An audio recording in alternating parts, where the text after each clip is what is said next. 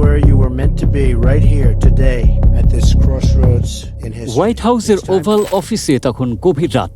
টেবিলের ওপর ছড়িয়ে আছে একের পর এক গোপন গোয়েন্দা প্রতিবেদন।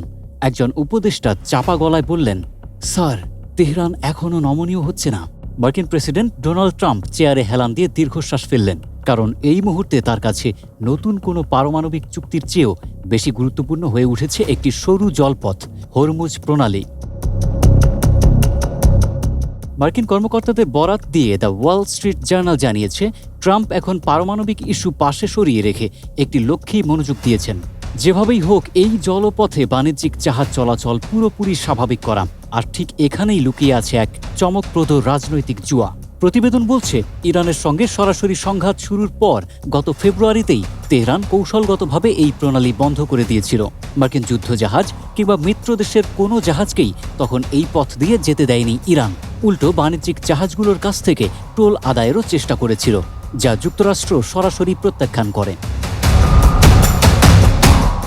এখন সেই প্রণালী পুনরায় খুলে দেওয়ার বিনিময়ে ইরান হাজির করেছে দীর্ঘ এক শর্তের তালিকা। যুদ্ধ স্থায়ীভাবে বন্ধ, মার্কিন নৌ অবরোধ প্রত্যাহার, মার্কিন সেনা প্রত্যাহার, নিষেধাজ্ঞা তুলে নেওয়া, জব্দ করা ইরানি সম্পদ মুক্ত করা এবং কয়েক বিলিয়ন ডলার ক্ষতিপূরণ। এমনকি আঞ্চলিক মিত্রদের বিরুদ্ধে মার্কিন সামরিক হুমকি বন্ধেরও দাবি জানিয়েছে তেহরান।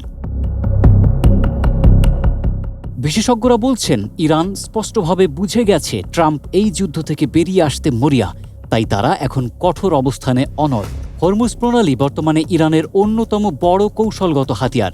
ইরান ও ওমানের মধ্যে অবস্থিত এই সরু জলপথ দিয়ে বিশ্বের গুরুত্বপূর্ণ একটি অংশের জ্বালানি বাণিজ্য পরিচালিত হয়। ফলে সেখানে জাহাজ চলাচল ব্যাহত হলে এর প্রভাব দ্রুত আন্তর্জাতিক বাজারে পড়ে। হোয়াইট হাউস দাবি করছে, ইরানে তাদের সামরিক লক্ষ্য পূরণ হয়েছে।